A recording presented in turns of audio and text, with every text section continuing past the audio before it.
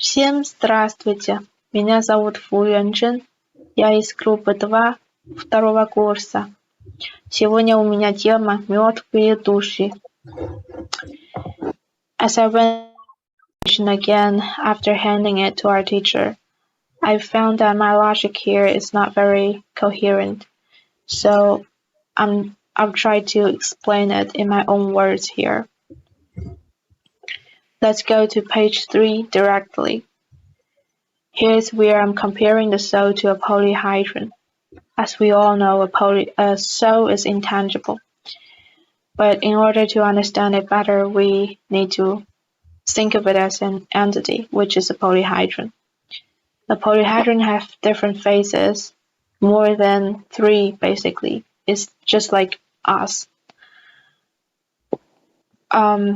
The difference between us and the polyhedron is that we can choose which sides, which phases we want to show people in certain circumstances.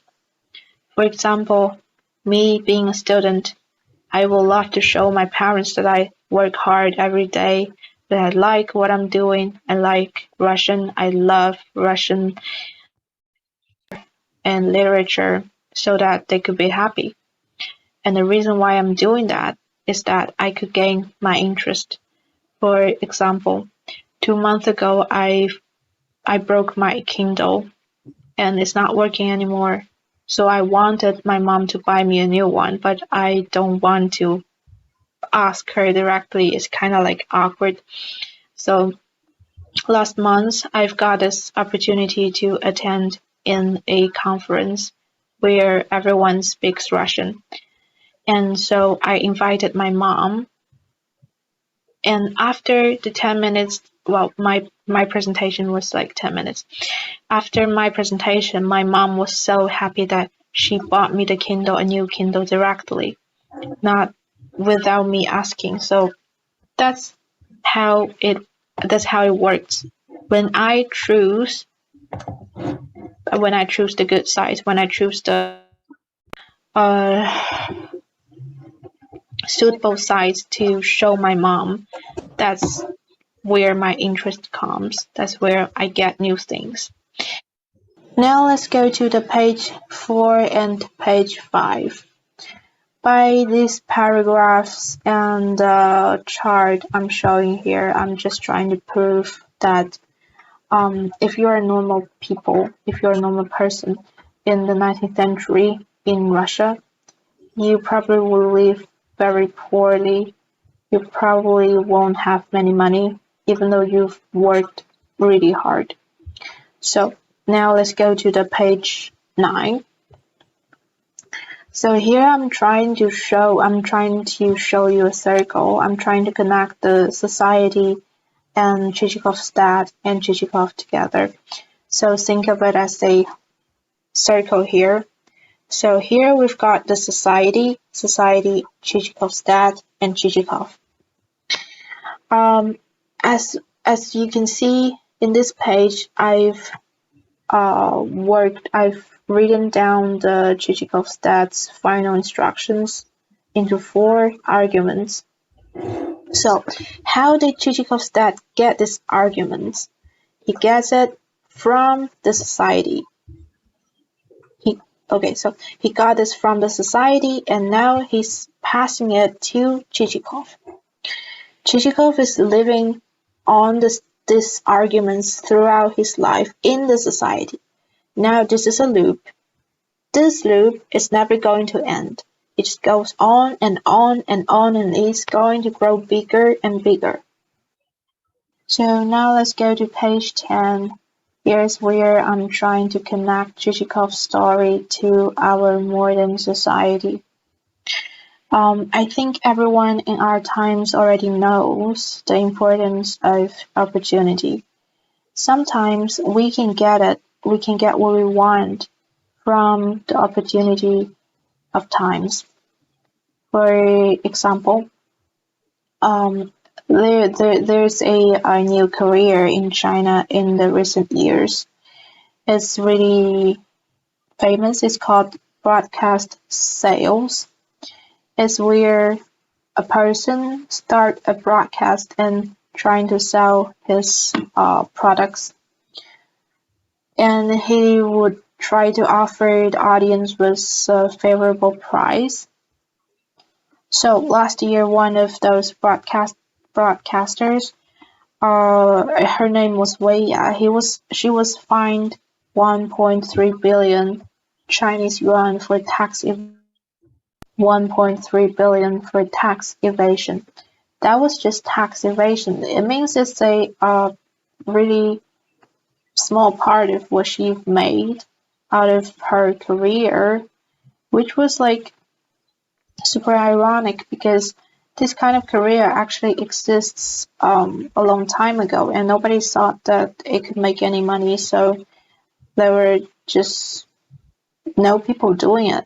But because of the COVID-19, because of the quarantine, people are staying home and they could only go shopping online, and this kind of sales went viral on the internet.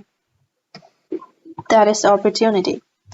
Even though we touched laws, she broke some laws, and I think she got sentenced to jail. I don't know actually, but still she got what she wanted. If she wanted the money, she got it.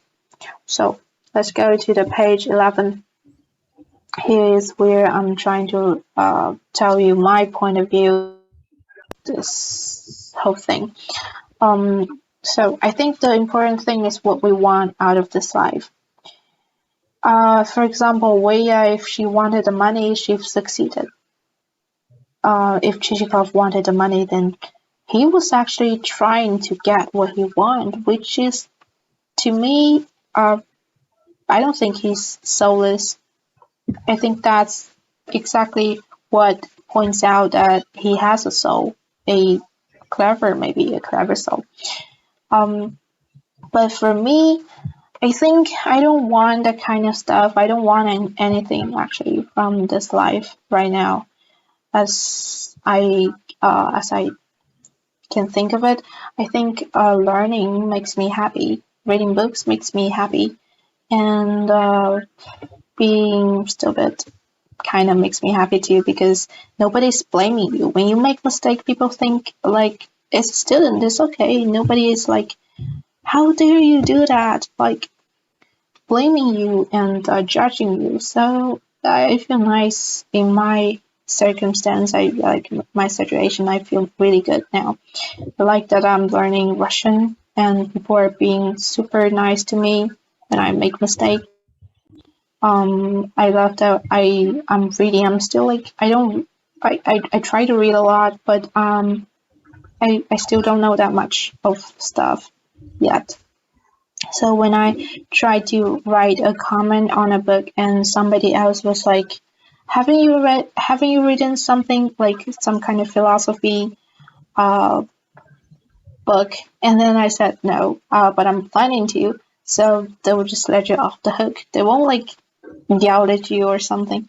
So that's just my personal opinion. I think I'm good here. So the famous phrase from a Chinese poem, everyone is drunk but me. I think being the everyone is easier than being me. Well, in this sentence. So I think it's okay. It's okay to be just like Chichikov. It's okay to be just like the rest of the landowners. It's okay because that's what the society is. The society never changes, but people change. Some people went just like Chichikov or Wei Ya, who saw the opportunity and grabbed it. But some people like me, I just like being nobody. So that's just basically different decisions. It doesn't make anybody, like any one of us, soulless or have a better soul, or I don't know. I just feel like they just exist, and it's okay. Yeah, basically that's it. Thank you for your patience and wish you a good day. Bye.